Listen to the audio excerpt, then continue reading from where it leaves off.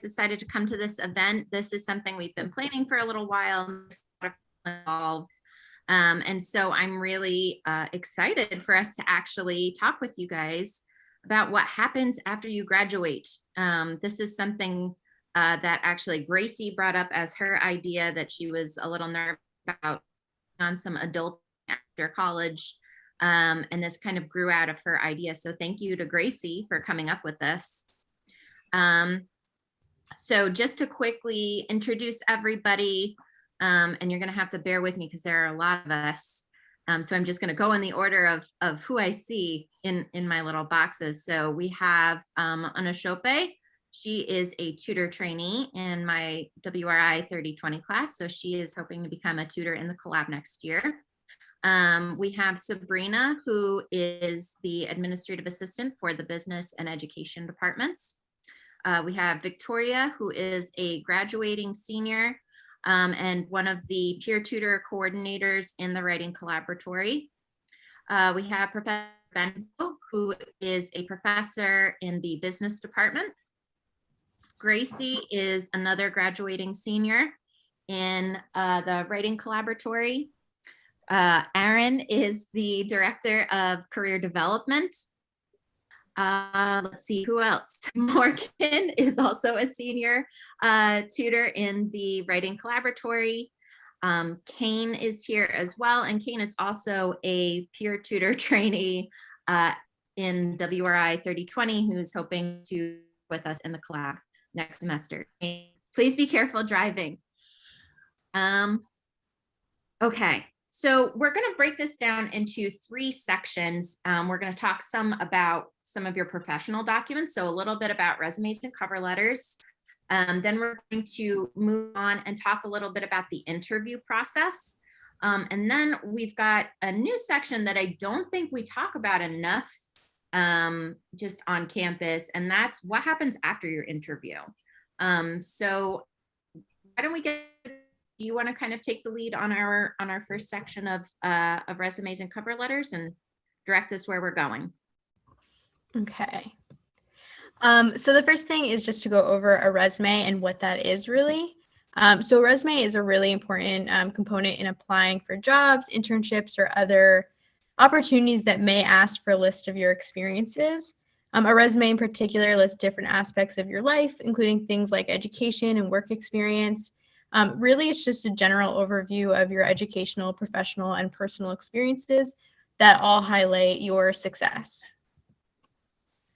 So the components of a resume include contact information, education, work experience, community service, awards or honors received, and certifications and skills. And I am just going to show everyone what a resume would look like. So this here is just sort of a template that we have. And so first you can see you have your name there, contact information and address. Your name should be definitely the largest font on the page because you want it to stand out and to be recognized, just in general, like remembered by the potential employer. And then below that, we have your education, which would be listed chronologically. And this includes major and minor if it's applicable. And you could also include your GPA, but the rule of thumb with that is to really include it if it's higher than a 3.6. And you want to make sure that you include the anticipated graduation date, even if you haven't graduated yet, which would include the month and year. Below that is the work experience. And for this, you would include present and previous jobs that pertain to the field that you are planning on entering or whatever it is that you're applying to at that time. And here you could see that you include the city and state of the company and what your position was or is, and of course the period when it started and when it ended, or if it's still ongoing, then you would indicate it as being present. And you can see that even below in the volunteer section as well.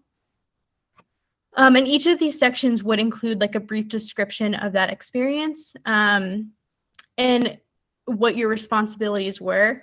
The number of bullets does vary depending on whether it is a more recent job or not.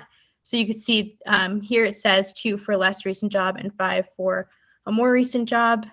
And then below that is the volunteer and leadership experience section. which would list any volunteer work, extracurricular activities, clubs, and athletics that might be important to include. This template doesn't include awards and honors because that's something that you can include if you have room for it. Otherwise, it isn't always necessary to include on a resume because there is a different type of document that would include that kind of information. If you did include an award section, it would include any achievements that you've earned, really focusing on more recent ones. So if you're in college, focusing on ones that you just earned in college. And then lastly, there is certifications and skills, and that includes any active certifications and what's called like hard skills. So that's being able to like state proficiency in things like websites or applications such as Word, Excel, and many others. And everyone will have access to this template at the end of the workshop. And it's also going to be available or is available on the Career Center's Centenary page as well. So I'm going to flip back to the PowerPoint. And Kane is going to talk about some helpful tips. Hi, so I'm going to talk about some helpful tips like Victoria said. You guys can hear me, right? Yes. Okay, awesome. So the first one is it's very nice to look through some templates and some examples that you can find on the internet. So say for your profession, say if you're a business major, you would look up business resume and a bunch will come up. And it's good to get inspired by different styles of resumes because a lot of them may look a little different. This brings me to my second one. It's important to find a template like the one that Victoria just showed because it's a good way to getting started and then tweaking it to the best of your, to best fit your abilities, your strengths, accomplishments, etc. So quality over quantity. So it's important to not put so much like too much because too much can not showcase yourself. Doing the least and keeping it simple and easy to read is very beneficial to the employer and to whoever you're trying to showcase. And also using some subtle colors to highlight the specific things is also very important. Sticking to one font is also very important as it allows the person who's seeing your resume to stay focused, and if you have a bunch of different fonts it can often distract the person. So some of the resumes, the recommendations include Calibri, Times New Roman, Arial, Verdana, and Cambria. So those are the recommended fonts to use for a resume. Add numbers to quantify. So using numbers can show your employer like exactly how many years or how many years of experience you have doing a specific thing. So using numbers is a good way to quantify how much strength you have in a specific field. So the contact information and profile, it's important to keep this all the way up the top and centered. That way, if your employer needs to reach you, it's very easy to see. Keeping it centered on the top, and some people like to put their name in bold just to showcase who you are as your name. Relevant information first. So when somebody's reading a resume, they usually go from top to bottom, so it's important to keep all the information that's relevant all the way up the top going all the way to the bottom. Not that it's going to get any worse, but just the best thing depending on that job should go all the way up top. And the last thing is one that I found very important is that your resume and cover letter should correspond. What I mean is that something you write on your cover letter must align exactly with what you say on the resume, because it doesn't make sense to, say you did something and then not have it on the resume. It's important to align it best with your resume and cover letter. They should be the same. So yes, thank you. So kind of switching the focus from that, this is now the cover letter. And so a cover letter is just a one-page, sometimes less depending, document, which is essentially a letter that, like a resume, highlights who you are and your accomplishments. And so some components of a cover letter include heading, the introduction, the argument, and a closing. And I am going to also pull up the template that is for a cover letter as well. I'm going to switch that over to Hannah to talk about it a little bit more in depth. Hi, can you hear me? Yes. All right. So similar to the resume, you want the biggest part of the cover letter to be your name. Then you have like your city, your address, your email, phone number, and LinkedIn URL. So same heading as the resume. Then you have the date, and you're gonna address it to the person, the employer, the organization. So the name, their title, the organization's name, their street address, and then you're going to address it, dear Mr. or Mrs., whatever their title is. So the opening paragraph is your who, what, when, where, why paragraph. So you're going to tailor these the job you're looking for. So why you're writing the letter, what position you're applying for, where you learned about the job vacancy, when you'll be available for work, and if you've been referred by someone, so who that person is. The second paragraph is the body paragraph, so to speak. So that's where you describe your jobs that you wrote in your resume, you relate them to each other, you talk about the skills you learned, and it's also your chance to explain the volunteer work you listed at the bottom of your resume and your achievements. So you don't want to restate the achievements and volunteer work in your resume, but explain them. So what volunteer work you did, where you got the achievements, and then explain the qualities you learned from all of these experiences and how they'll benefit the employer. Also make sure not to overuse I. And then in the last paragraph, just talk about if you have a resume, make it, as it says, a cordial goodbye section. So thank them for reading your application and let them know they can reach out to you with questions or comments, and make sure you sound grateful for the opportunity. Then close it up with sincerely and your signature. Okay, so I'm going to flip it back to the PowerPoint. Sorry, Hannah, I don't think I introduced you, but Hannah is also helping us from the tutor training course. Sorry. It's okay.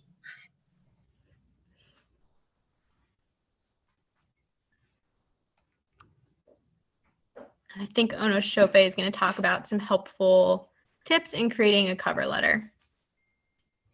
Hi, everyone. I'm going to be helping you with helpful tips in creating a cover letter. The first thing I came up with is do not write a generic cover letter. Don't make everything like the same, and don't keep submitting the same cover letter to each company you're going to be applying for, because there's going to be different applications, there's going to be different discussions, and it's going to be different. So don't just copy and paste, and make it more about the experience you've had based on the different companies and different places and different jobs you're going to be applying to. The second one is find a direct contact. So there's always going to be someone you're writing the cover letter to, and you're supposed to find sometimes in the job application, it usually states who you're writing your letter to, but if you don't find it there, if you don't find the name of the person, it's always advisable to research on the company and find out whoever the person you're writing the letter to is, so you can inform the person and write the person's contact information. The third one is make sure you format your cover letter properly. Make sure to use the right format. Make sure it's well professional and polished. Make sure your grammars and writing and everything is right. Proofread your cover letter. That is the most important thing. So proofread your cover letter. If after you proofread, you can also give like a person, a parent, a guardian to also help you proofread. You can come to the writing center. It'll help you proofread it. Also, on your cover letter, make sure you be yourself and show your personality. Do not lie on your cover letter. Whatever you write on your cover letter is about yourself. So show who you are as a person and what you're going to contribute to the company. The last one is following the instruction on the job posting. Wherever they tell you to post the job to, or whatever is said, the instruction on the cover letter on the page should be what you should write. So that's one of the most important instruction. The employee's instruction is one of the most important instruction. Thank you. Okay, so I think that next is the interview section. Hi guys, so it's me, Kirsty. So we went over cover letters and resumes. So now that we were past that, the interviewer picked you, you're now an interested candidate for a certain position. So what exactly is an interview? It's a meeting where you answer questions that highlight your skills and qualifications for your job. It's often held with one interviewer and an interviewee, but they can be multiple interviewers. Some interviews have multiple rounds. For an example, and during my junior year, I applied for an internship at Penguin Random House. And so when they called me, I had to do 3 different rounds of interviews. The first one was with an human resources representative. The second round was with my supervisor. And then the third round was the head of the department I was gonna intern for. That's an example of how there's different rounds of interviews, because even though the questions were sort of the same, they were asking different things because they were looking for different things for me to make sure I qualify for that position. Interviews can be in person or over the phone, video call, or in a group setting. An average length of an interview is around 40 minutes. 33% of recruiters say they know within the first 90 seconds if they want to hire a candidate. These are some reasons, some statistics why employers don't hire candidates. 67 is due to lack of eye contact. 55% is because of the way they walked through the door. 47% because they didn't know enough about the company. 38% because overall voice quality and confidence level and lack of a smile. 26% because of a bad handshake. 21% because the candidate crossed their arms against their chest. So as you can see, most of these things where employers refuse you is nonverbal body language. You want to make sure you're open to the job you're going for. You want to say like, oh yes, you should hire me. You want to hire me. And these are the reasons why I'm a happy person, I'm a team player, and it shows with your body language and if your confidence level. So here's some things that you want to do to prepare for your interview. You want to research the company. Like in the previous slide, if you don't know enough about the company, they're not going to hire you. One of the things that set me apart when I was applying for Penguin Random House that they told me was that I knew the difference between the imprints in the company and what they do. And that showed that I really did research on the company, that I really want this job. You also want to have a list of questions for the interviewer, because they might ask you at the end, do you have any questions for me? And you don't want to be that person that says, oh no, I don't have any questions. You want to make sure, you want to seem enthusiastic for the position you're applying for. You also want to prepare your answers, like the common questions that we're going to go over soon. You're going to want to make sure you have answers to these things. You don't want to just answer off the fly, because most of the time you're going to totally blank when you answer off the fly. Some things to bring on your interview is a paper resume. So yes, they've seen your resume, but when you bring your paper resume, you remind them, oh, this is what you picked me for. And also it makes you stand out from other people who don't bring their resume. You want to bring a folder because you don't want to fold your resume and give them a crumpled piece of paper. So you want to make sure your resume is nice and you're all organized. You want to have a pen and notebook so you could take notes throughout your interview. You will be asked a lot of questions, like a lot of questions. So some common interview questions are, tell me about yourself. Why do you want to work here? What are your greatest strengths and weaknesses? What do you like to do outside of work? And most of these things seem like common, normal questions that you wouldn't ask an interviewer. But when they say, tell me about yourself, they don't mean, oh, I'm from New York, I have 3 sisters, and things like that. No. So say if I was in an interview for Penguin Random House, when they say, tell me about myself, I said, I am a junior at Cincinnati University. I major in communications with a concentration in journalism. I say my minors, and then I say why I like to read and what my goal is with publishing, basically. And that's a really good answer because it tells you your education, it tells you why you want to apply for the job. And these are some questions to have that you can ask your interviewer, like, how did you define doing an excellent job in this position? So and when you ask that, you know exactly what they want from you and what they expect from you. What sort of employee thrives in this company? So it's not only your employer looking to see if you match for the company, you also want to make sure that the company matches what you need. So say if they don't offer something that you do, or the way they describe an employee is something that someone you don't want to work with or have that in your life, that's something good to know about when you're starting to apply for a job. Okay, and there will be a Q&A to follow a little bit later. I think that's it for this PowerPoint. I'm going to stop sharing my screen. Okay.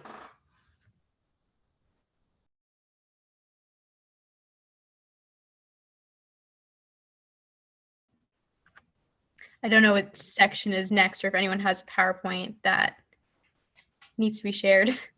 I think next up we have our folks who are talking about what happens after the interview. So if you guys have a PowerPoint, we can share, or if you were just going to go over some of the handouts. I know, Sabrina, you came up with some really great handouts. I can share my screen with the handout that I have.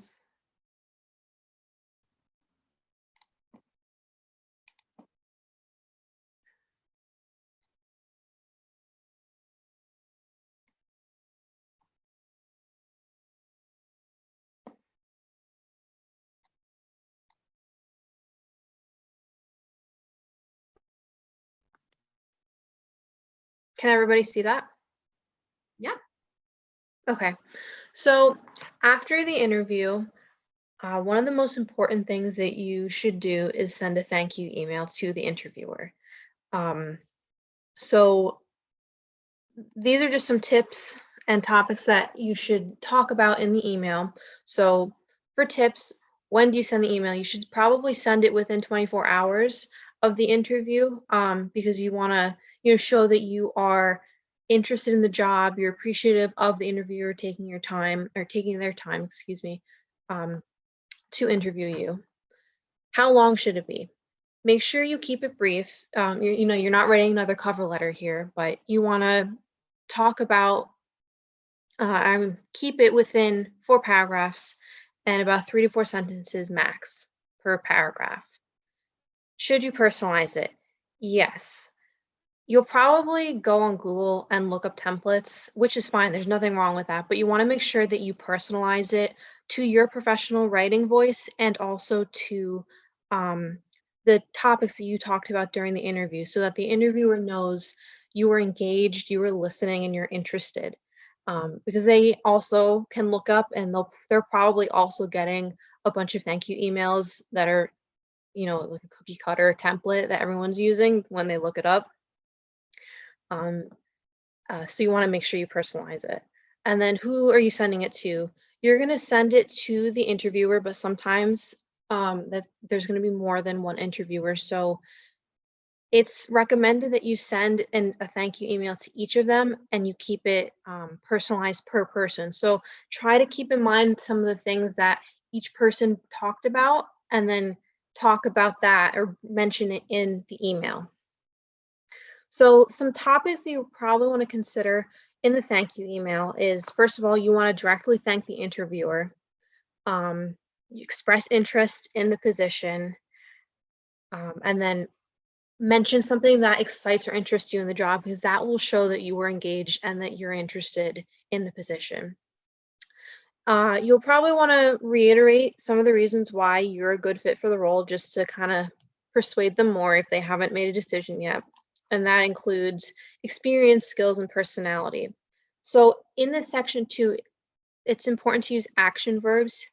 And the Career Development Center has, a list of action verbs for you to use, and you can also look up online key action verbs that you would use in a resume. You could use them in this part of it too to make it stronger. And then sometimes you might want to add extra documents that might help you to the email. So it doesn't have to every time, but sometimes depending on the certain whatever field you're in, it might be a good idea. So for example, you can see here, sample work, a portfolio link if you have a portfolio website, a document or any kind of work that you talked about in the interview, an updated resume if it changed since you applied, and then also a letter of recommendation if they didn't ask for one. You can also ask a question during your thank you email. So at this point, though, you probably don't want to ask about salary questions or negotiations because there hasn't been a decision yet. And then if you didn't ask during the interview or it wasn't brought up, you can ask in the email when you should expect a response. So this is a template for you just to kind of get an idea of how you should write the email, and it points out, here's thanking the interviewer, so you can use that for when you're writing a thank you email. But again, you want to make sure that you personalize it. Don't just copy and paste something and then send it, because they'll know. It's easy to tell. So that is what I have for that part of that.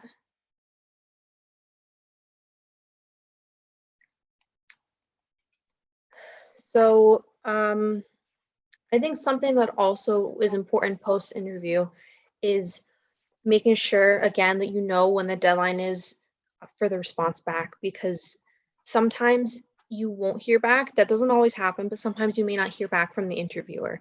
And it's good for yourself to know when you should hear back, because you might have other applications out there that you might, you need to get back to. So make sure you ask them when you should expect a response. So then when the time comes and you don't hear anything, you can follow up with them and ask them, this is, the deadline that you gave me. I'm just inquiring when should I expect a response? And then hopefully they'll get back to you.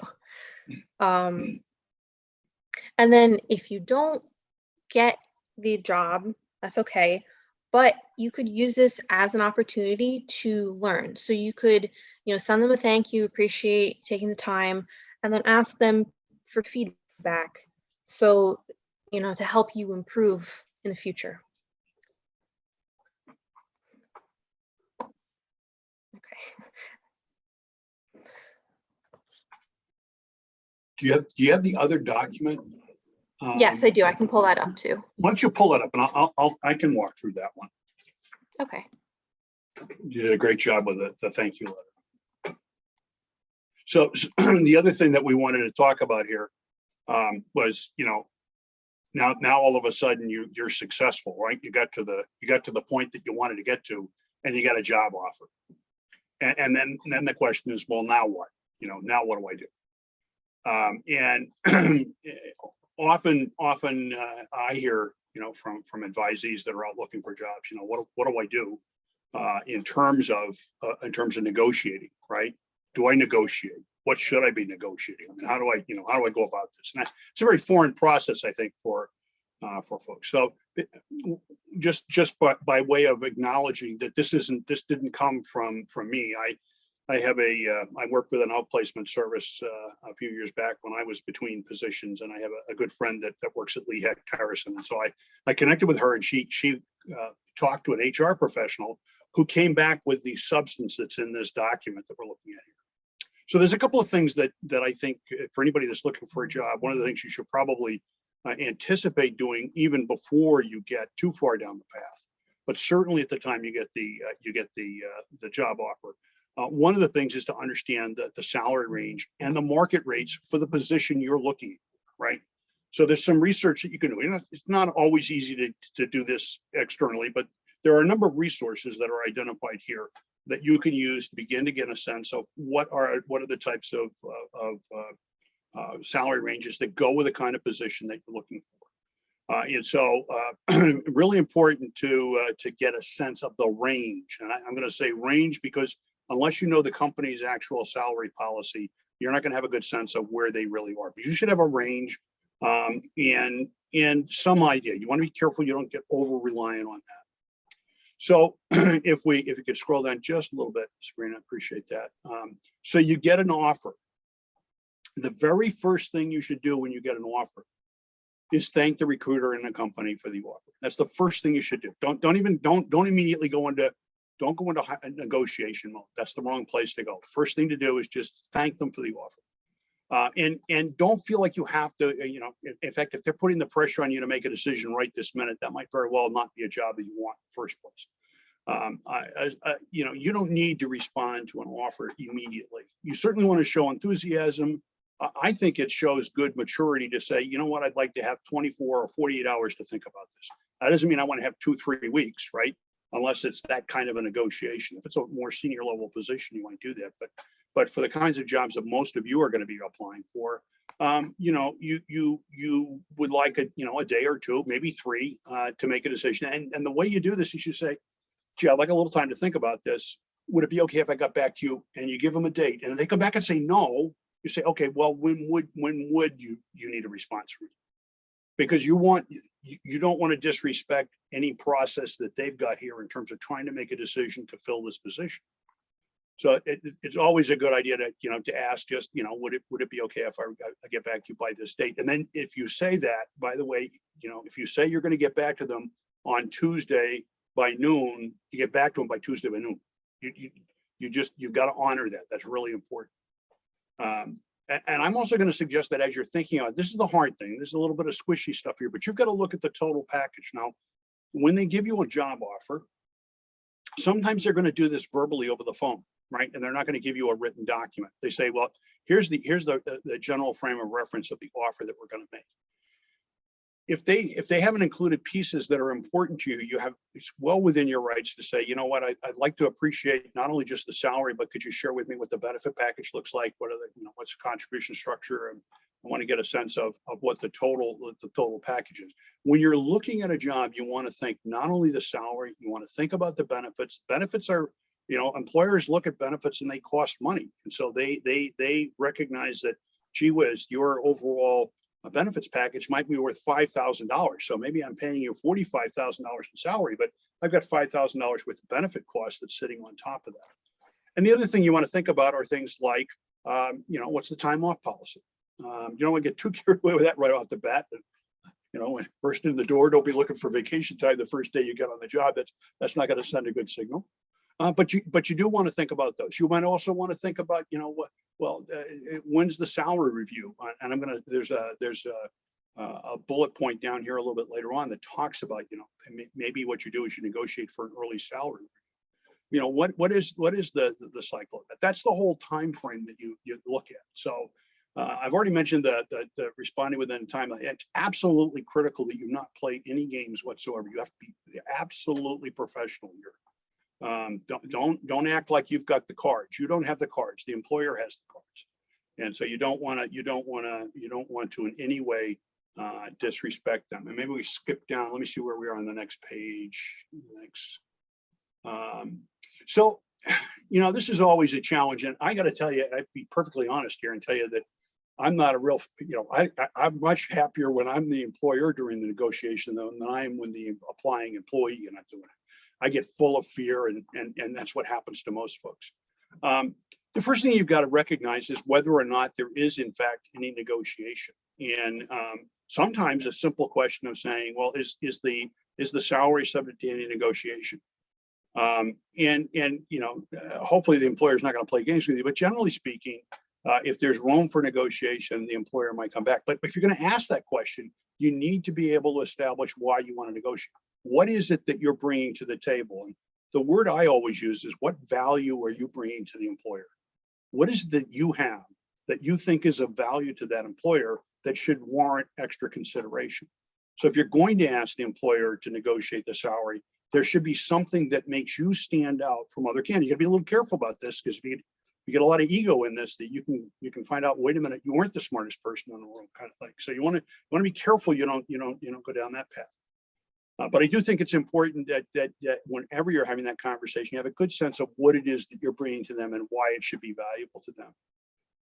And then here's the thing, right? If they say no, we're sorry, we don't negotiate. Now you're just left with a decision, and then you just have to weigh the whole picture. Gracie said earlier, when they're interviewing you, you're interviewing them.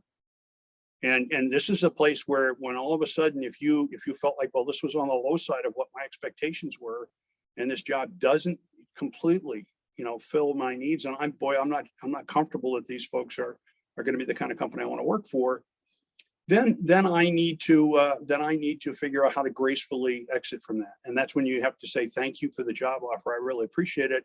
But it's a little bit short of where I think I need to be, or my expectations are. You can find some professional way to say that. I think I'm going to continue my search.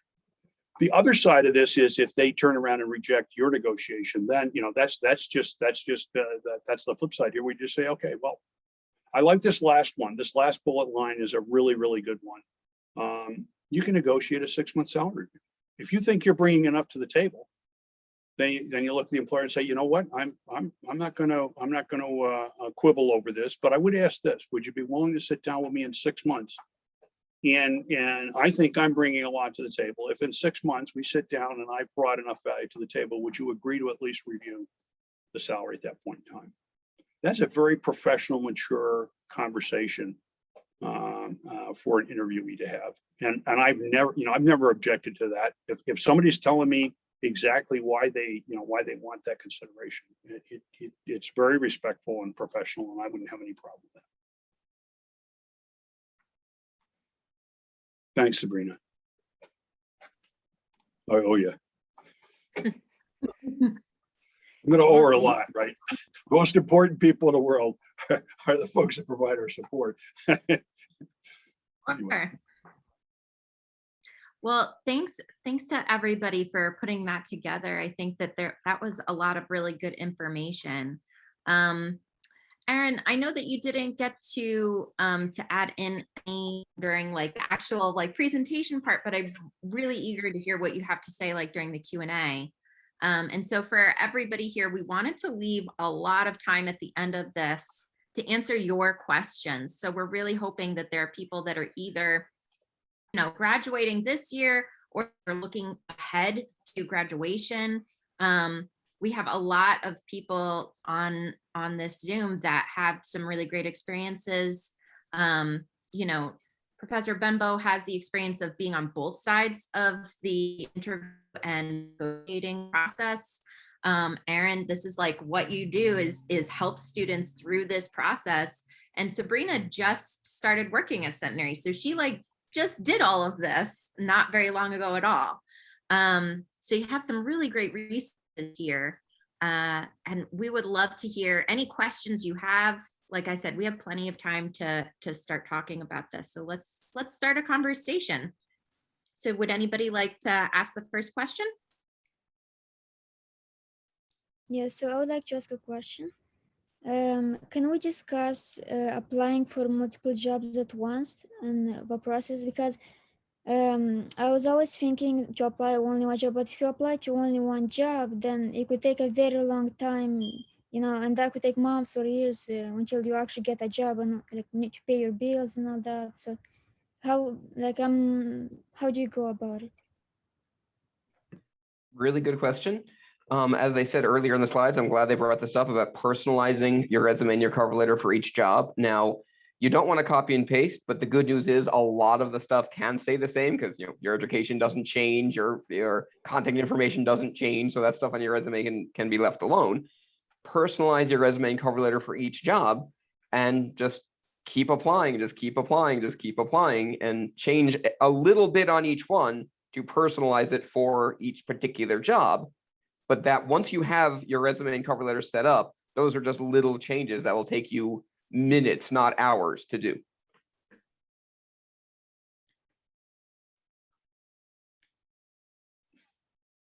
Kane raising his hand? Yeah, Kane, I see your hand up. Yeah, so I just had a question.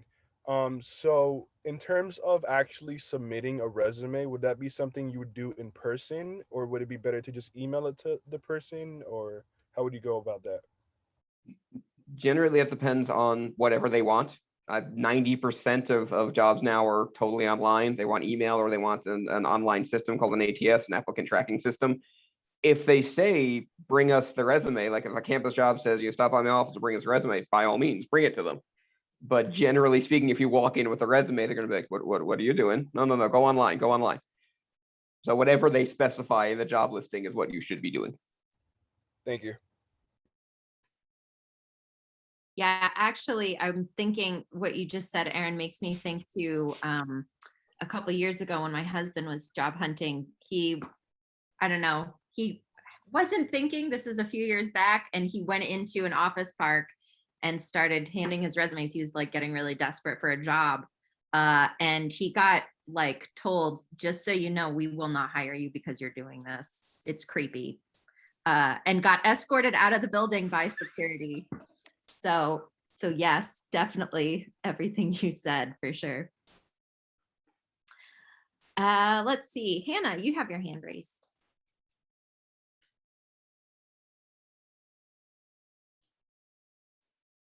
You're muted.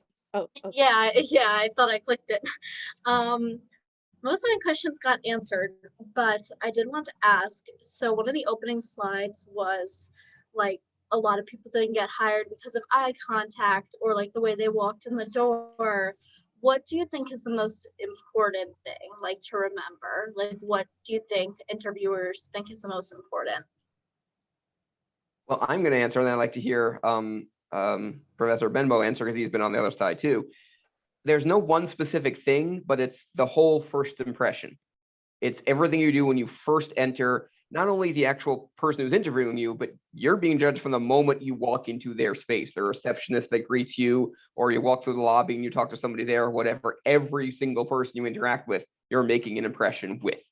So your body language, your eye contact, your smiling, your general personality, I mean, all this stuff is the most important. There's not one particular thing. Yeah, I would echo that, Aaron. I agree with that. So as I think about having, if I just reflect back on the many job interviews that I've conducted along the way, certainly that first impression is incredible. They first walk into my office, right? Somebody comes to say, so and so is here for the interview. I say, oh, come on, bring them in, and they walk through the door, and it's just everybody needs to understand the minute you walk through the door, we're starting to assess you. Are you conveying that you're uncomfortable? Are you conveying that you're lacking in confidence? And those are, sometimes that's, you're nervous, right? And I'll tell you, more often than not, I would tell us, someone I'm interviewing, particularly if I'm hiring a college grad, right, for an entry level analyst job, I'd say, look, I recognize you might be a little nervous, not to worry. Let's just sit down and have a conversation. But we're going to stick a hand out. I'm going to shake a hand. I don't expect someone to break my hand off, but on the other hand, a good firm handshake, a smile on the face, a welcome and professional, just being professional. And then it's just the chemistry. And I got to be honest with you and tell you that the interviewer may be having a bad day. The interviewer may be having a crazy day. They may be just eyeball to eyeball, meeting to meeting, and by the time it has nothing to do with the candidate. It's just at that moment in time, this thing isn't connecting as well as they would like. And so one of the things I would just tell all of you, make sure you recognize that you're not going to be in control of that. That's just going to be the way things are some days. On the other hand, there are interviews that I've gone into, and boy, I'll tell you, within 5 minutes, it's like they put it right in 5 minutes. I'm pretty sure I want to hire them. Now, I usually would have some other people interviewing a candidate to make sure that I'm not getting a halo effect here. I get someone that really strikes me and I haven't looked at all the things I look at. But yeah, within 5 minutes, you got a pretty good sense of whether there's some chemistry there. No question about that. See a couple more hands up. Who's next? Gracie, I think you've had your hand up the longest. Okay, so I have two questions. One of them is from a person who's not here. So she asked, how about following up after an interview? Like if you went on an interview and they said they reach out, how long should you expect to wait? And should you reach out to them first after a few days? That's a tough question to answer because it does depend on the industry. It depends on when your interview was, like on a Monday versus a Friday. Usually I recommend about 2 weeks, like 10 business days, however long after the interview that is. If you haven't heard back at that point, you can contact them and say, hey, haven't heard back from you, just checking in, et cetera, et cetera. 2 or 3 days, you might seem overly anxious. A month or two, you're lazy, you don't care. If they give you a specific date, wait till that date, no matter what they say it is. But in general, if you haven't heard back in 2 weeks, then it's acceptable that you can then contact them. Okay, so now I have a different question. That wasn't my second original question. Okay. So I was thinking about how when I applied for, because I'm applying for publishing jobs, they always send me like the general email, like don't reach out or whatever. But how am I supposed to show I'm different when I first don't know who to reach out to say, oh, did you see this or something like that? And then 2, when they tell me not to, but how am I supposed to make myself look different? I'm going to answer this and turn it over to Professor Benbow. First of all, if they say don't. Just obey what they say. Number 2, if you actually do connect with someone and interview with them, if it's in person, they'll probably give you their business card or here, contact me here, and then you have their direct information. If it was over Zoom or Teams or whatever, sometimes they'll just send you their email over chat or just tell you it or whatever. If you have contact information, reach out to that person. If for whatever reason you don't get any, there's really nothing you can do, and it kind of sucks. But if you do not have a physical person to email it to, it's not going to get anywhere important. In fact, it'll do damage. Yeah. And one of the things, if in fact you've had an interview with someone and they said, we'll be back to you in 10 days, you could certainly send your thank you letter. And if you've got some additional information you want to put in, that's always a good idea to, maybe there's some things you didn't cover. You put a paragraph in, I think, as I think Hannah, you were talking, somebody was talking about the letter. You put in some additional information at that point in time, but then you need to leave it alone. Here's what's going to happen. If you start to bombard me with information and you're not at the top of my candidate list, first of all, I don't have time to look at it. I've got a full agenda anyway. And if I see enough of that stuff, I'm just going to say, well, not only is this person not at the top of my list, they're not on my list anymore. I don't need to be bothered. And that sounds demeaning and sarcastic, but the reality is, right, if you're applying for a job, there are likely to be 250 candidates for a job. I got a full-time job as it is. I'm trying to fill an empty vacancy here. As an employer, I just don't have time to go through all of that. Now, if it's a senior level, if we're talking about a more senior level job where you're starting to distinguish yourself among other senior level, that's a different conversation. But yeah, for where you guys are at this stage of the game, for CEO and CFO, the rules kind of change. But absolutely, yeah. If you guys can get a CEO job right out of college, wow. God bless you. Maybe tell me about that. Next hand. Let's see. I think next up we had Onoshope. So I have 2 questions. My first question is, so as a college student, and maybe I'm in my sophomore year or my junior year, and I'm applying for an internship, and I made the school dean's list, and I want to add it on my resume. How would I put that? Depending on how you arrange your resume, like on the template we give you, there are a couple different choices. You can put it below your degree. You can put it to the right of your degree. You can add it to your awards and honors sections. There are a bunch of different options. It really depends how much you want to call attention to it. If you've been on Dean's List every single semester you were in college, that's something you definitely want to call attention to. If you don't want to call attention to it, if you just did it your last semester, you just want to mention that. There's no hard and fast rule of where, but definitely either around your education or around honors and awards. That's where it belongs. Okay. So my second question is, I after college, I have graduated and everything, and I want to apply for a job. But I remember when in the beginning of the session and on resume, she was talking about how we can put our GPA on the resume. So I was saying, so after like 3 to 4 years, is it still advisable to still put your GPA on the resume? Again, there's no hard and fast rule, but generally, no. When you're an older person, GPA doesn't really matter. Now, if you were valedictorian, okay, maybe you can keep that on for a little bit. But in general, I mean, when you're in your 30s, 40s plus, GPA doesn't really matter anymore. I'd say after you get your first couple of years out of school, Yeah, you need to be talking about what you've done. Right, the college is now in the rearview mirror. You need to be talking about what you've done. I love the point somebody made about putting numbers in. Anything you can do to help an employer understand in an economic sense, in a statistical sense, what you've done defines it. I can't tell you how many people fail to put measurable, quantifiable information. Right. Yeah. We ran a sales operation and we increased sales from, by 20% or something that they can grab a hold of. But the GPA, I can't, Yeah. The GPA if I'm hiring a college hire, that's one thing, right? I'm going to look at the GPA because That's why for a year or two after college, sure. Yeah, Right. absolutely. But once But you're after 28, no. Sabrina, actually, just to follow up on that, since you just went through this, through this process, are there any things that you would recommend for this? Like, do you use your GPA? Is there anything that you kind of kept in mind, like as you moved further and further away from your college experience, that you kind of did to tweak your resume as you went? GPA was one of those things, especially after grad school, because that was last year.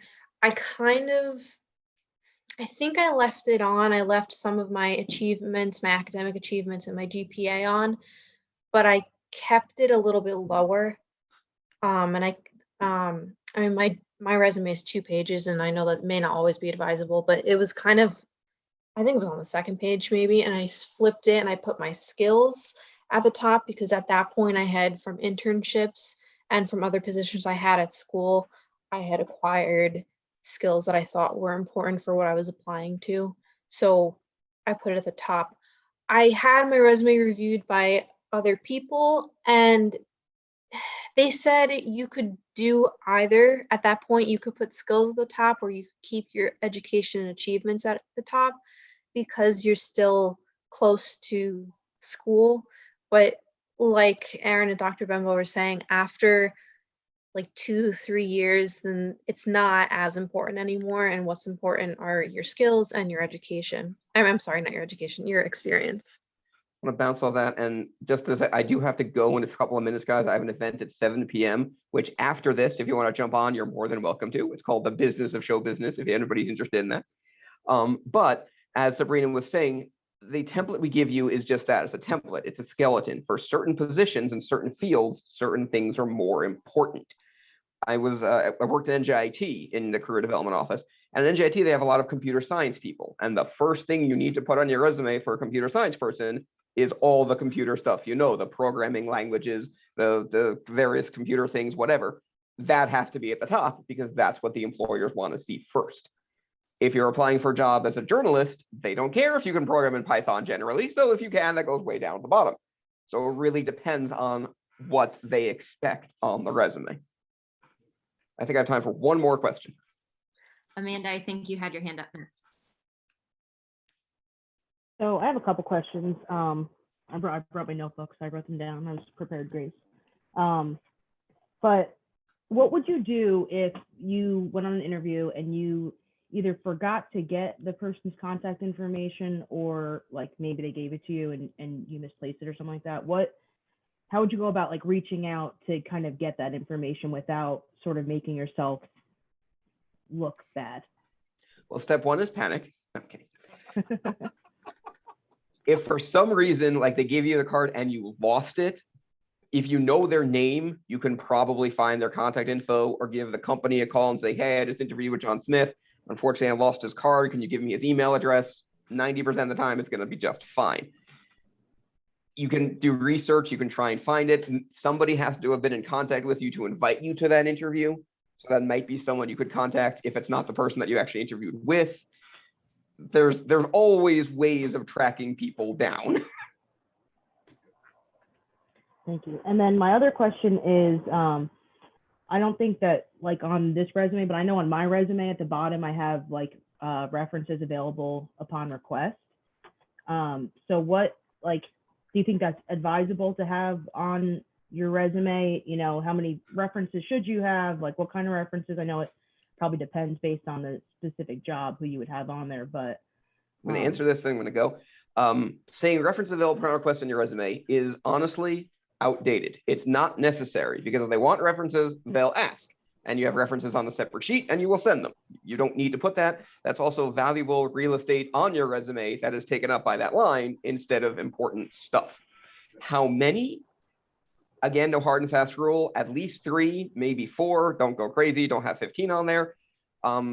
Previous supervisors, if at all possible, previous colleagues, if at all possible, like coworkers. If you're a college student, you can use your professors. You can use internship supervisors, people that can speak to who you are as an employee, who you are as somebody in your field.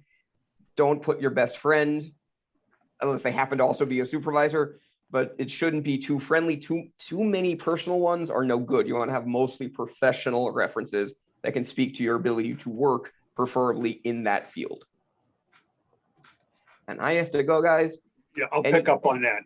Thank you I'll so pick much. up on that and build on it. Any questions, email me at careercenter@Centenary University. Thank you all so much. Take care. Good luck. Hope it goes Thank well. So the reference thing, I frequently will get, I teach a fair number of upper class classes. And I'll frequently have students who have either as they're graduating or after they've graduated, come back and say, would you do me a favor? And whether it's for graduate school or for a job. And one of the things that I will almost always ask a student that's asking me to write a reference or to be a reference is tell me about the job. What is it that what things are you presenting to the employer as your skill sets? If I'm going to be a favorable reference, right, then I need to know what it is about yourself that you are presenting and I wouldn't agree to be a reference for someone that I wasn't comfortable, right? It's uncomfortable when someone asks you to be a reference and you say, I'm not comfortable doing that. But you know, I would always say, I'm not comfortable doing that. And maybe because I don't know them well enough or whatever. But if I'm going to be a reference, then I want to be able to, be a representative reference. I've usually had 3 to 5. Academia is a little bit different, I think, Aaron. I think that, easily 5 you'd have to have, but a mix, right? You want character as well as professional. I think it's really important to have both, in my experience. And I really, who was speaking? Somebody was talking, I think it was Sabrina, you were talking about putting the skills at the top.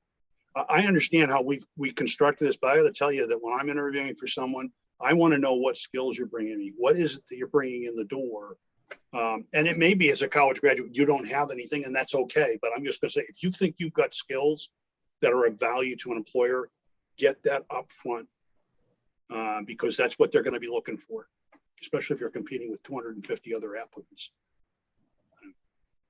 Yeah, no, I mean, that gets back to Aaron's point about just using the template as a guide, not like the rule. Amanda, did that answer your question or did you have more questions? No, that definitely answers the questions I had. I do have, Professor Bembo mentioned like the negotiation process. So I know that like I've read in the past and I've, seen some things that say that a lot of times like women are less likely to ask for like to negotiate. And I guess that's just a gender role norm idea thing, right? But as somebody who's been on the other side of that, what is your impression of a person if they like immediately want to negotiate? Obviously you said wait a little bit, but if you're into the negotiation process and somebody wants to negotiate the salary, like does that make you, does it put a negative thought in your mind about that, or? Well, you know, one of my favorite phrases is "it all depends." Yeah, and here's the thing: if I've got someone that's graduating from, you know, a centenary graduate that's coming to apply for a job with me, and they haven't got any specific differentiating factors, we think they're a good quality individual, that they've got, you know, that they can come and be, you know, effective at the position.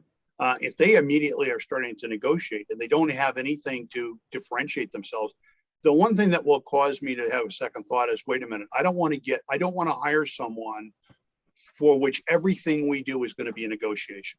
Now, I'm probably being a little bit blunt there, but those of us that have been on the employment side, we've hired people and we say, geez, why didn't I spot this when I was interviewing the person? Every time I turn around, you know, I've got a high maintenance situation going on. So that's the one danger, is that can be a tip off. But I wouldn't generalize that, Amanda. I don't think that's I would not take offense at someone that says, look, is there any negotiation room in this salary? But you better have a reason for why, right? You mean to say, this is a little on the low side of what I was expecting. Okay, I take that. That's a very respectful professional. And then I can either say, no, you know what, and it might be, just so everybody understands, right? I might come back and say, we don't negotiate. And the reason we don't is that we bring in all of our new hires, right? We bring in all of our college graduates who don't have any other special experience. We bring them in all at the same level. You know why? Because otherwise I've got to have a negotiation with everybody I've already hired. If I gave you a special deal that I didn't give anybody else, I got to tell you, it's just 5 minutes, you're on the job. Somebody's going to find out that you earn more money than they do. And now I've got problems all over the place. So one of the things I think it's helpful is just to kind of ask that, you know, are you willing to negotiate? And if you have some things that you think you're bringing to the job that are valuable, I would never, male, female doesn't matter. Gender is irrelevant as far as I'm concerned when it comes to that. Style, that's important, right? If it's a negotiation to see if I can get the best deal, and I haven't even had you in the front door, it's like, no, I don't think so. maybe not so much. It's funny you say that, because I actually took a class at Centenary called The Art of Negotiation. And I know Dr. Anderson's not crazy about this professor, but I love him. And he says everything's a negotiation. Everything is. So it just, I guess it, to a certain extent, just like anything else, it depends on probably the person interviewing, the company you're doing, and obviously, like you said, what you have to offer to the company as well. Yeah, well, everything is a negotiation, but if you negotiate over everything, you're going to be done in a hurry. That would be that. I'd flip it around that way and say, yes, everything is negotiable. But when you don't have, you know, this is the danger that a college student has, right? You don't have the power at the time when you walk through the front door. You're not playing with a lot of cards. So the worst thing you can do is start to act like you have more cards than you actually have. That gets you into a lot of trouble in a hurry. But yeah, everything is a negotiation, but right. I'm not prepared to negotiate everything. I don't have that much time. Thank you. Yeah, no, that's great. Good questions. Yeah. Adriana, you've been patient with your hand up. What do you have for a question? So I had two different questions. So one of them was like, how long before your graduation date should you start applying to jobs? That's a good one. Oh, so I know I'm not like an expert, but I didn't graduate yet, but I've been talking to a lot of people about this, and they say you should apply before you graduate because sometimes they take months to respond to you. So there's your answer. I also want to add to that, especially now with COVID, it's a little bit more difficult to get a job. It's not impossible, but it is a little bit more difficult. So the timeline, like the normal timeline that people might typically apply to a job, you know, maybe some people start in the fall semester, their senior year, some people might start in the spring semester. It's right now, it's not really like guaranteed that you'll get a job right out of college, unfortunately. So that's something to keep in mind when you're applying to jobs right now, because you might have started already, but you may not hear back until September, you know, so it's kind of, It's a hit or miss with that. I would, have a lot of advisees that are graduating seniors, and we get in the fall semester, we're planning the spring courses before we've even got to the spring. And I picked this up from Professor Veranda, who's the chair of the business department. She always talks about U Inc. And that's the conversation I have with the senior. It's like, okay, in addition to getting to the graduation, you've got to start thinking about what it is you're going to build your brand. And you probably should have been doing that long before you get to your senior year. But I would certainly say, Adriana, that I think you probably need to have your resume on the street in December if you're going to have a prayer of having a decent shot of a job in May or June. Timeframes are long. Most employers are going to recognize when you put on your resume that you're graduating in May, they're going to know you're not available to start in March. Most employers are going to be respectful of that. And if they aren't, if they give you a job offer and it's when you say, well, I can't do that right now, you get the choice. But if you never get the job offer, you never get the option to say, no, I'm sorry, that's not right for me right now. So I would always rather have job offers in front of me to Sabrina's experience, they're not easy to find right now. So when that's the case, put more fishing hooks out. Just put more lines in the water. And don't do it disrespectfully. The only thing I would ever say is never, ever toy with an employer. Don't lie to them. Don't misrepresent. Don't tell them you're interested in a job if you're really not interested in it. That stuff, that's deadly. Don't do that. But if you're just a college senior expecting to graduate in May, you should have lots of resumes out. And if I'm an employer, I know what I know why you're applying, and hopefully something works out. We've got students that are in graduate programs, MBA programs, that were going down a CPA track, and they applied and shortly after they graduated for a job that didn't start for a year hence. We've had hired by big four accounting firms. They hire a year in advance. They find the candidate they want. They'll be prepared to wait for a year to get. So it depends. It does depend a little bit on the industry that you're in. The other thing, I think that people get a little nervous about, well, what if I do get that job offer that is contingent upon a start date before I graduate? By the time you hit your senior year, hopefully you have your stride academically. I know that a lot of people also save their senior, like their final semester is maybe like an easier semester. I know that's what I did. I took like jazz dance my senior semester, which was awful for me. But don't be afraid of then taking that job. If it's your dream job, like Gracie, I know there are corporations you really want to work for.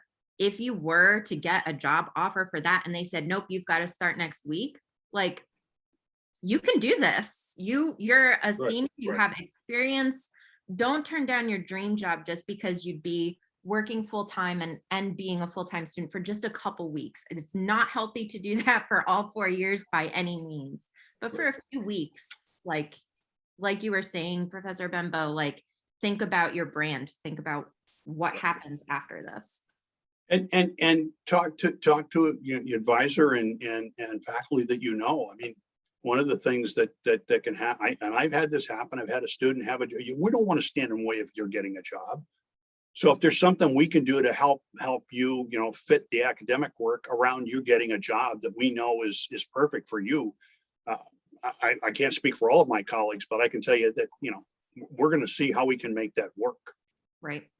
Now, if you tell me that in January, we got a whole semester's worth of work, that's a different conversation. But if you tell me in April, it's like, okay, we got 3-4 weeks, we could find a way to work around that. But. Right, exactly. And this is also where if you have an internship that you've been working in, if you can segue that into a potential full-time employment, that's what everybody in the Collabor, I think the seniors in the Collabor, remember Will Squares, and Professor Bembo, I think you worked with him too. Yep. That's what he did. I mean, he got it right. He worked in an internship for over a year. Yep. And then he had that job waiting for him when he graduated. He negotiated everything in January or February. And then he was set to go when he graduated in May. So that's just Yeah, I have a senior now who was in an internship last spring, continued with it, and it's now a full-time job. So he's working full-time while he's finishing up his senior semester, but that internship turned into a full-time job. And that, all the more reason for internships. Exactly. Hannah, you had your hand up.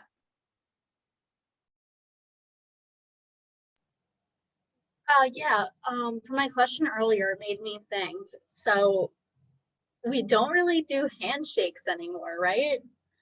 So what do you think would be like the replacement or something to look for? And then also in that sense, I mean, I haven't had an interview in a while, but I'm assuming that some of them will be over Zoom. So like, what would the equivalent be to like the first impression walking in the door? Like, is there a certain amount of time you should show up early? Things like that.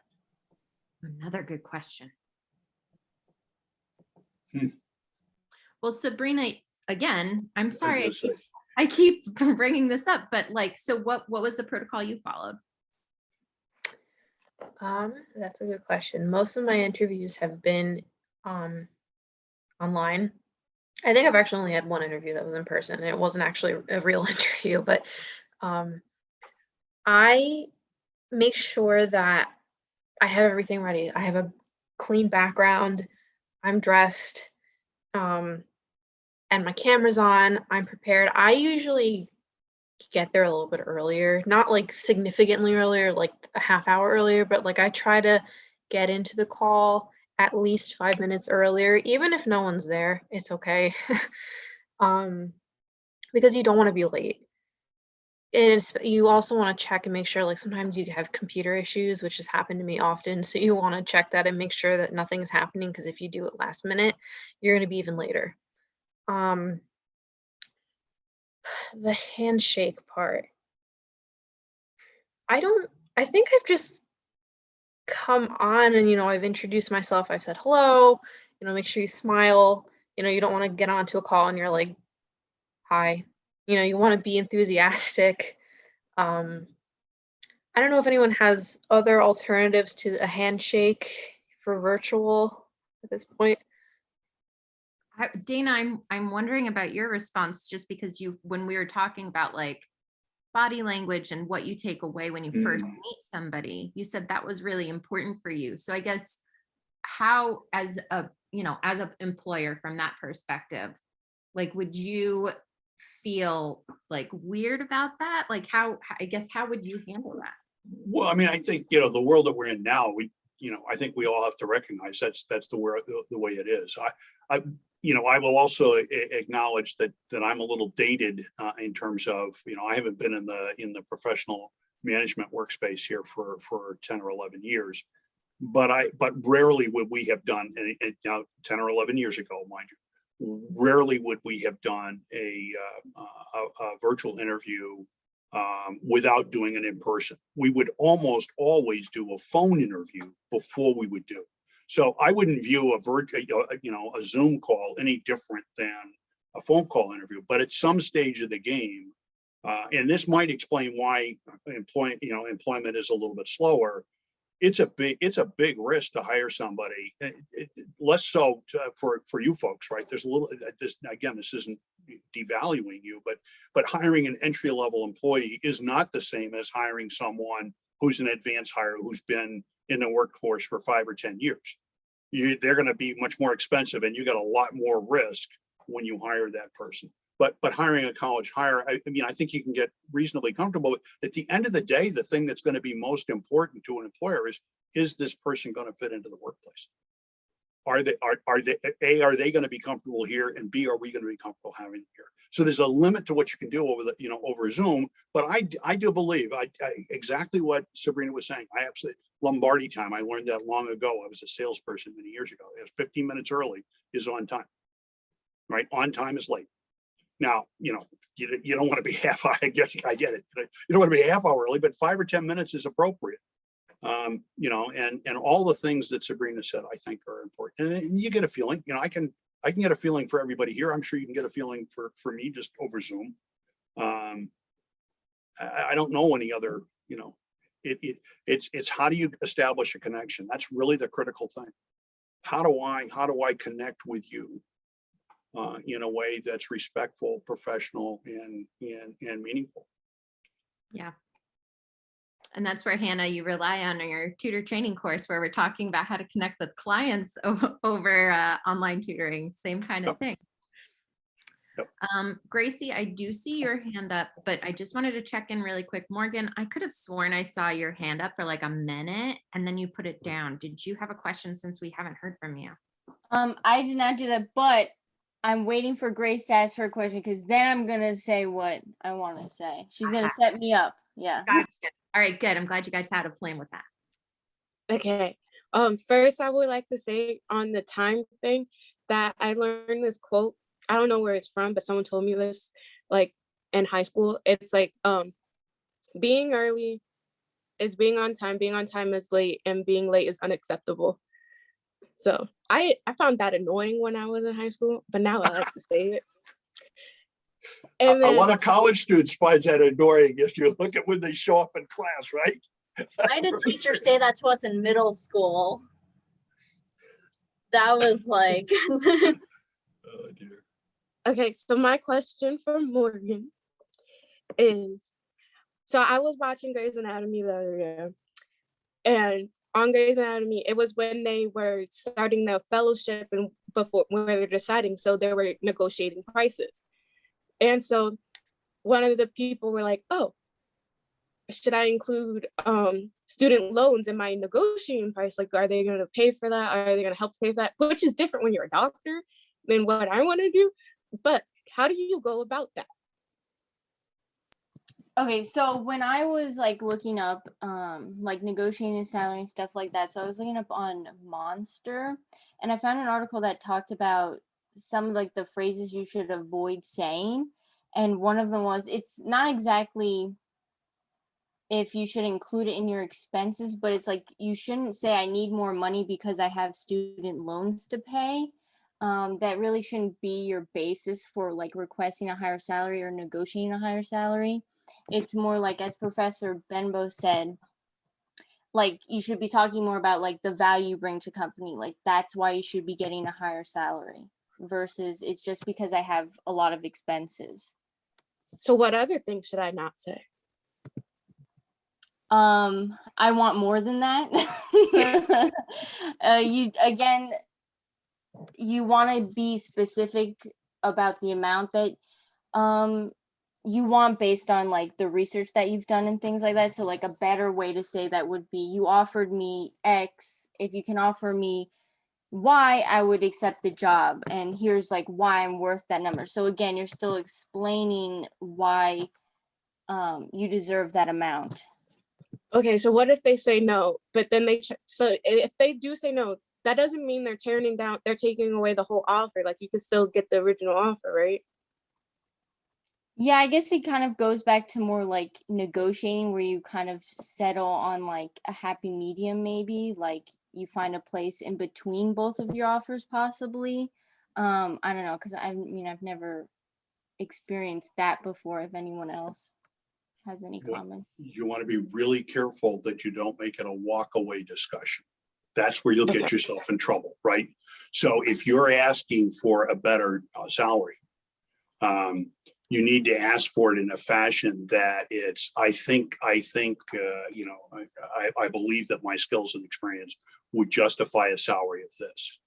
And you need to leave room for the other person to say, well, I appreciate that, but we don't happen to agree with you. And then what you don't want that to then be, and because you didn't accept my offer, then to heck, you're out the door. That's not going to happen unless you're disrespectful in how you do the negotiation. If you do the negotiation in a respectful fashion, it'll be okay. I'll give you another strategy. I was just thinking about this as Morgan was talking here. One of the things that I think is a very powerful way to go about things is to say, look, I frankly think that I'm bringing a lot of value to your business. But I'm willing to start at this salary if you're willing to review me in 6 months. And I believe that when I do that, I'm going to demonstrate for you. Let your work do that. One of the things that I hesitate to make any kind of a generalization. So I don't want to make a generational generalization. I just want to make a comment that I see often and have seen in the last 10 years. There's a tendency to presume that there's an entitlement here. You're not entitled to anything. When you come to apply for a job, you have no entitlement whatsoever, right? The employer can either offer you the job or not offer you the job. When you go into an employer and say, look, I know that you have yet to see the work that I can do, but I'm confident when you see my work that I can do, that you're going to agree that I'm worth more than you're paying me. And I'm willing to wait to have that conversation for 6 months from now. I've never seen anybody that can deliver the goods. I've never seen that not work out to the benefit of the other party. And it's an incredibly, if you think about how empowering that is, it basically says, I know how good I am, and I'm going to come and show you that. I'm going to do that in an egotistical way. I'm not going to do that in an inappropriate way, but I'm going to come in and show you that I'm worth what I'm sitting here telling you that I'm worth. And when I do that, I would just expect that you'll pay me accordingly. Okay, so this is my last question, because I know other people have questions. This is my last question.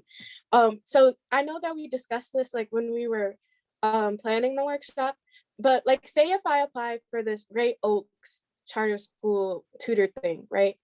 And then and they accept me and everything. And then the next day I'll get like a call from like HarperCollins saying, oh, I want to work with you. Like we want you to work with them. Then what do I do then? Well, the first thing you do is breathe. And if you're really lucky. Yeah, you have choices. And you would not be the first person that said, and I, it's heartbreaking if you're the employer. It's like, I just hired Gracie and Gracie's perfect for this job. And then I get a phone call 24 or 48 hours later from Gracie saying, I got a better job from XYZ. And I'm an employer. I recognize you got a better offer. You got to, my view is you got to take care of your family. You got to make the right decision for you. I'm not going to be happy about that, mind you, because I did spend a lot of time, going through the process of hiring you. That I'm not going to be happy. The only time I'm going to be, I'm going to have displeasure about that, if you will, is if I feel like you were playing with me, right? If you were just toying with me, that you had this job offer in the wings all along, and you wasted our time. That's a place you don't ever want to be. You don't want to do that. That's about as disrespectful as you can. But otherwise, you got a better job offer. Hey, good for you. Go take it. And in the scenario that you just painted, like, again, one of your dream jobs. So like, awesome. Yeah, you want to be respectful and turning down, and going back to someone. You want to be professional. Don't ever burn bridges. Never, never, never burn bridges. You just don't know what's going to happen. You don't know when someone's going to, when you're going to cross paths in the future. And I can't tell you how many times that's happened in my career when you recross paths later on. So, but yeah, you take the job. All right, so I think we've got time for maybe 2 more questions. So Matthias, I see that you have your hand up. Yeah, so I actually, listening to Grace in that conversation, I came up with another question, but I guess that question is, when you get that second job offer, is that a position for which you can negotiate at that point? Or is you kind of lost that ability? So have you already accepted the job?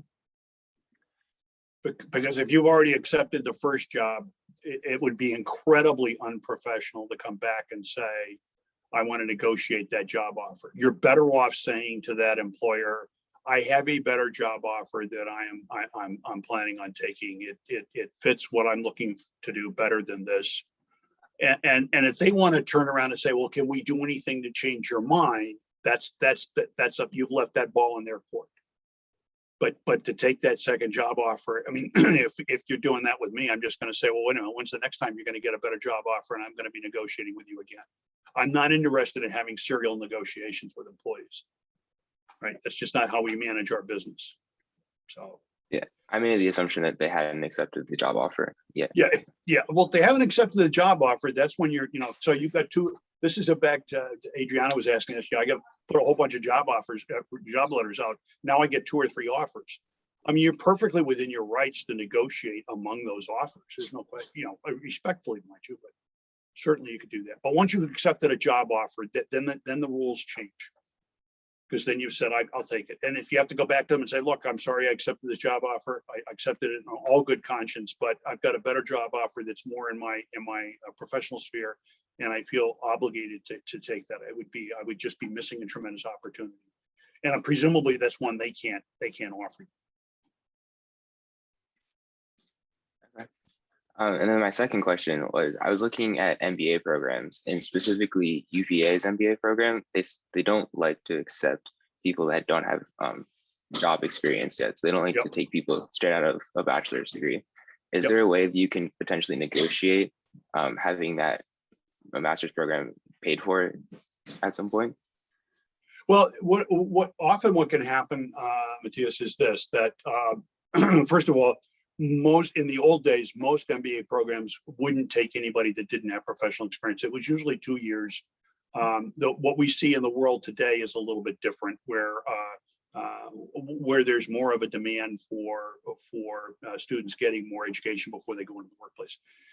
What will happen is that some employers will have education programs, and so they may pay some or all of your graduate program. They won't probably pay the full freight, but you can often get some of it paid. Some of those programs have disappeared over the years, right? As economics got more difficult, some of those education programs that used to exist have disappeared.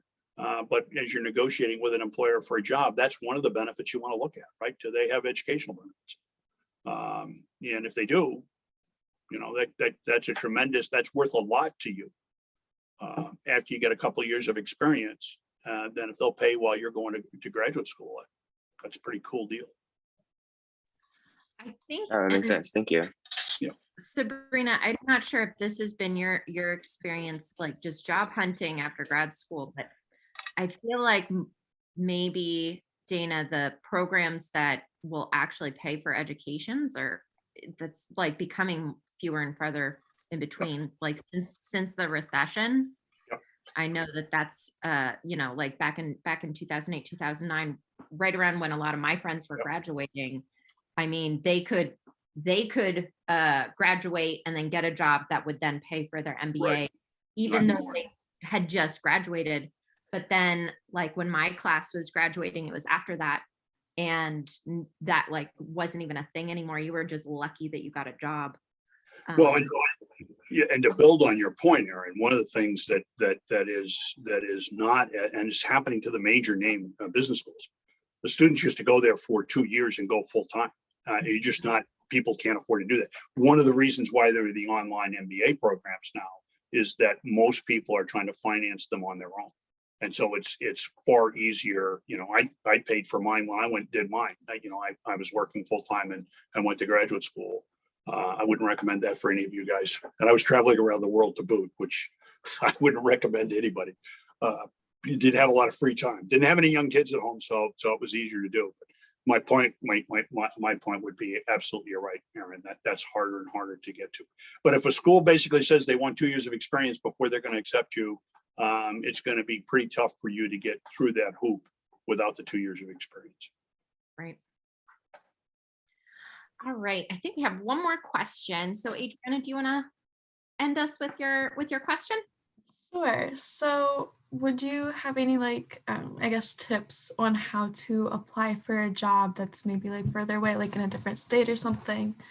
Like, would you kind of, I guess, keep that fact that you're in a different state kind of a hidden detail until further along in the process, or like how would you go about that? Well, I would definitely, that word hidden would cause me a little bit of discomfort. It'd be one of those things where I'd want to have a story about why it is that I'm in New Jersey, and I don't know where far away it might be, but let me pick a state. Let's suppose it's Ohio. Pick any state you want, but I'm applying, I'm in New Jersey, I'm graduating from college, and I'm interested in a job here. There's two things for you to keep in the back of your mind. One, if the employer is going to want to actually put their, have a face-to-face meeting, you're going to need to figure out how you get to where they are. If they want to have a face-to-face, they're not going to pay, at a more advanced, if I were applying for a job as a senior manager somewhere, I would expect the company to fly me to do the interview. So you want to interview me, then, well, you're not, that might happen, but chances are pretty good you're going to have to get yourself to that. If as long as you're prepared with a story as to why it is that you're applying for that job and why it's a good fit, the employer needs to be comfortable that you're going to be where they are. That's the biggest question they're going to have. If I hire you, I want to make sure that they're not going to expect me to move you, right? That you're going to be able to be present here. So if it's in a hometown, if there are some other reasons you can give somebody for why it is that location fits you, even though you're here in some different place, you'll be okay. It's where there's no clear, you're applying to a job in Alaska, you're in New Jersey, and your hometown's in Minnesota. It's like, okay, so connect the dots for me. Why should I consider you to be a viable candidate? But my guess is you probably can argue why you're a viable candidate. If you could do that, you'll be okay. Does that make sense? I don't know if I've answered your question or. Yeah, that makes sense. Thank you. Yeah. And I think this is another thing that's like changed given the pandemic. Like my husband switched jobs mid-pandemic. And the reason that it wasn't a problem for him is because he found a remote position. Right. So he's, he works full-time from home now. But he also has been in circumstances where it's not even in a different state. He's been applying to jobs that are just a very far commute. Now, the average commute in New Jersey is like, I think around 60 miles, 65 miles, something like that. That's average. Obviously, there's How much shorter is that in minutes? It's like In over New an hour. Jersey? In New Jersey? Yeah, it's like an hour and a half, depending on traffic. Easy. Yeah, for sure.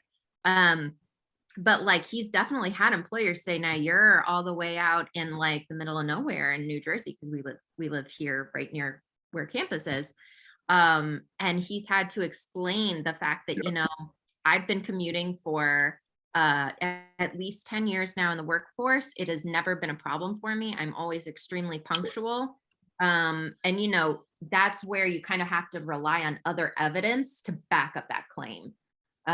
So there has been times where it's like a little too far. It's in South Jersey or something like that. And he just hasn't been able to make that argument, but that's what you really have to do. And that gets back to things we've talked about already, is making sure that you have the evidence, that you can like show the receipts to say, look, I have good reviews. I have lots of references you can contact about my reliability, blah, blah, blah. On the flip side of that, and you make an excellent point. It's a little bit different than the question that Adriana asked us here, but here's one of the things. And I've had lots of instances when we were trying to hire somebody and they were going to commute from wherever they were to wherever the job was. And I've worked in a lot of different places. At some stage of the game, the question you ask with your team is, well, are we comfortable that this person can handle us, right? The last few years I was with Aetna, my position was in Hartford. So I was commuting to Hartford from here in Bud Lake, usually for 2 weeks a month. Right? I go up on a Monday and I'd come back on a Thursday or a Friday. You can only do that for a short period of time. I've known people who commuted from Houston to Hartford, right? They were senior executives. They're doing it. So the employer's going to have in a sense that there's a limit to how much you can do. You're all young. You guys think you've got all this energy and vibrancy, and you could get through anything, right? But an employer is going to basically say, at some stage of the game, either you're going to burn yourself out, or we're not going to get what we thought we were getting when we hired you. And so you got to be careful that you're not trying to stretch that rubber band too much.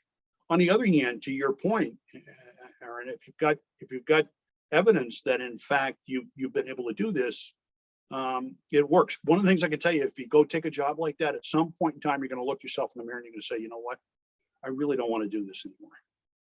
And I know you're all young, but I'm going to tell you, there's going to come a day you're going to look in the mirror and you're going to say, nah, this isn't fun anymore. It was a I mean, good that's- idea at the time. That's something that all the collab folks have heard me talk a million times about when I was commuting into the city. Like, that sucks up so much of your time. I spent most of my 20s on New Jersey Transit. Do you know how depressing that is to say? That's super depressing to say out loud. Yeah, but I worked in downtown Manhattan for AIG for the 4 years I was with AIG. And they just had repaired Route 80 after that big oil tanker burned up and they had to shut the road down. I did New Jersey Transit back and forth. And they just opened it up, right? So I could drive to Harrison and take the path in. And 9/11 happened. And I can't even begin to tell you what that, it's just 2 hours a day, each way. Incredible. Anyway, folks got to go. I got to stop talking. yes, thank you all so much for coming. Professor Benbow and Sabrina and everybody else that helped put this presentation together. Thank you so much. I really hope this was helpful for those of you that attended. If you haven't already, please make sure that you fill out our sign-in sheet. It's just something to help us keep track of who attends our events.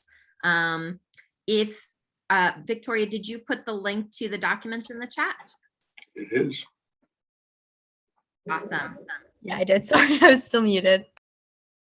Yeah, so if you guys go in that folder, it has everything we went over, the templates, other like tip sheets, stuff like that. So feel free to make use of them. And as Anushope said earlier in the call, you can always come to the Writing Collab to go over your resume or cover letter. You can also make appointments with Aaron in his office to do either practice interviews, to work on your LinkedIn profile, things like that. There's lots of people to support you as you go on to better things after Centenary. So, definitely use your resources. But all right, I hope everybody has a good night. I will see you soon. Thanks, guys. This is pretty cool. Thank you. Good work on your part. Thank you guys all for showing up and helping and everything. Bye, everyone. All right. Bye. Good night, guys.